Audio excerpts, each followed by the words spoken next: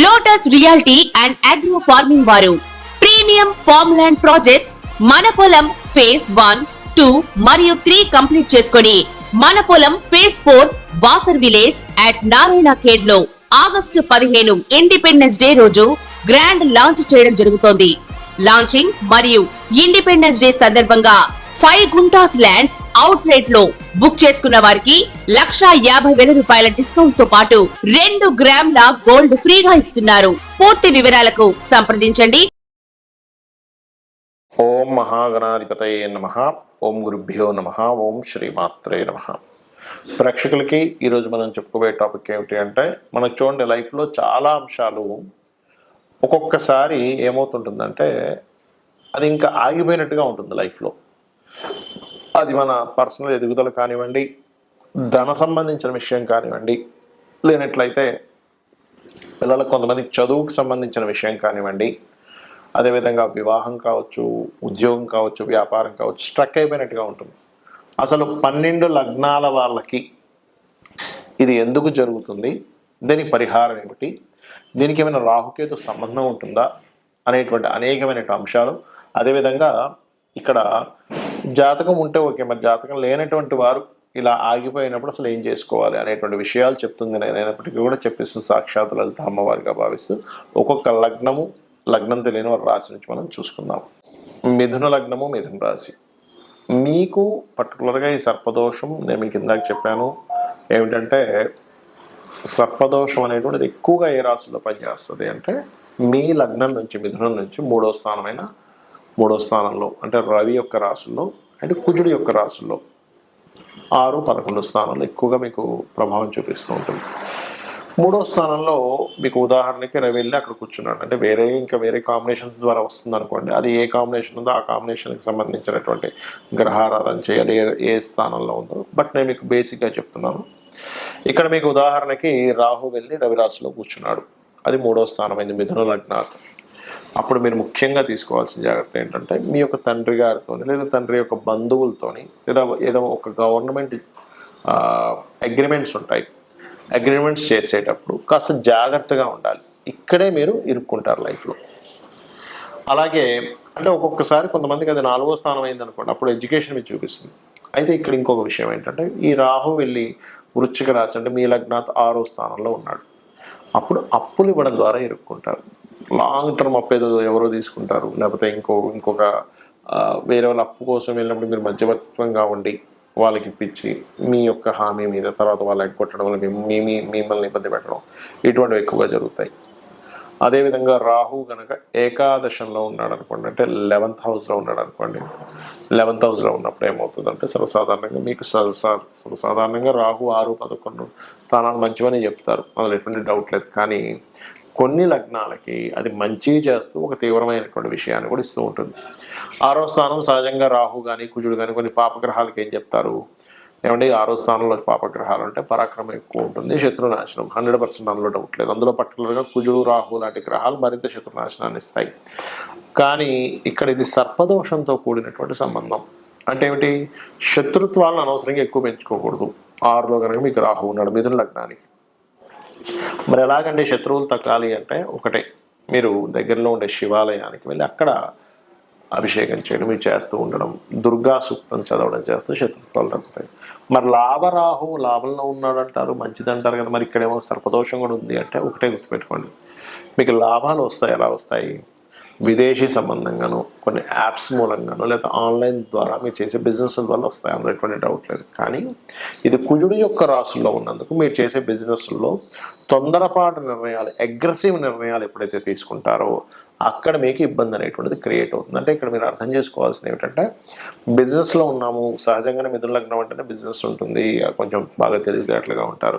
కానీ లాభరాహు aggressive fiery సైన్లో ఉండేటువంటి రాహు ఇచ్చే రిజల్ట్ ఏమిటంటే, అటువంటి రిజల్ట్ ఇవ్వడం ద్వారా అది ఇబ్బంది అనేటువంటిది కలుగుతుంది. మరి దీనికి ఏం చేయాలి, ఎప్పుడైనా ఒకటే గుర్తుపెట్టుకోండి, రాహు యొక్క ప్రభావం ఎక్కువగా ఉంది అంటే మీరు సర్పసూక్త పారాయణం చేయడము, లేనట్లయితే నరసింహస్వామి యొక్క ఆరాధన చేయడము, దుర్గా ఆరాధన చేయడము, రాహుకేతు దగ్గర దీపారాధన చేయడము, కాళహస్తి వెళ్ళడం, ఇవి చేయండి, అనే విధానం బాగుంటుంది.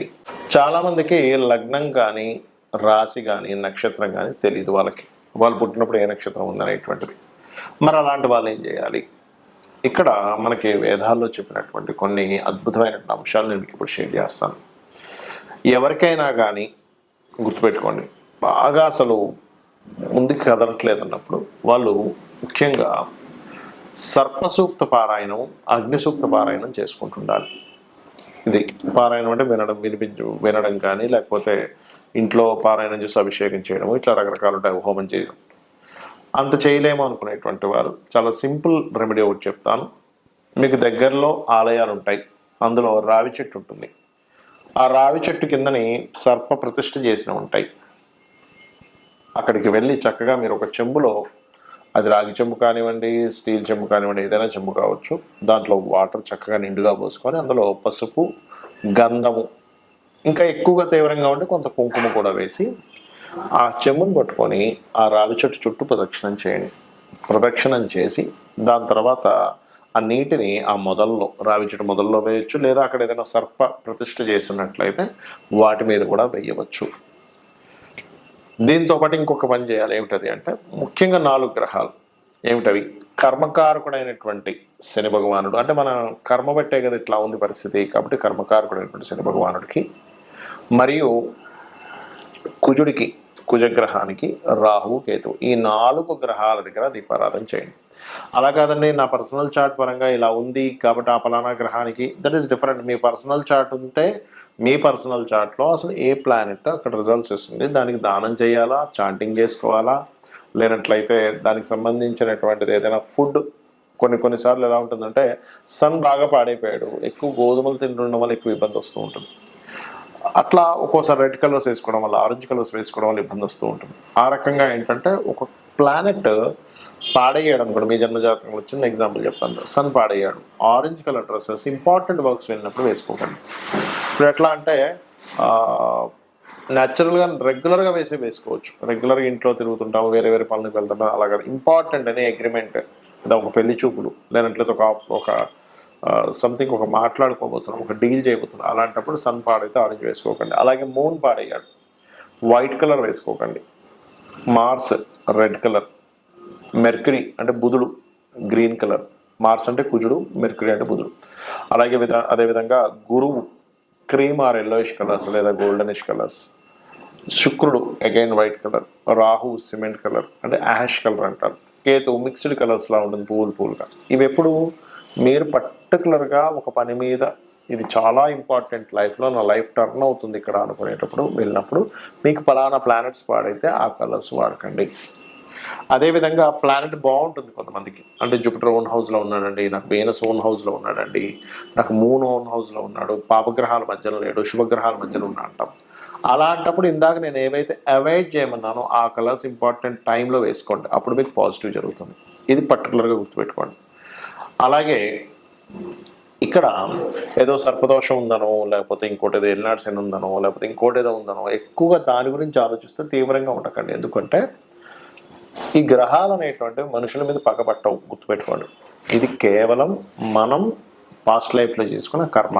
అంటే ఇంకా సింపుల్గా చెప్పాలంటే, ఒక లోన్ తీసుకున్నాము, లోన్ తీసుకొని బ్యాంక్ దగ్గర తీసుకున్నప్పుడు వాడు ఫోన్ చేస్తాడు, లేదా ఎప్పుడు కడతారండి అని ఫోన్ అడుగుతాడు. అంత మాత్రం చేత బ్యాంకు వాడు మన మీద ఏదో పగున్నట్టు కాదు కదా.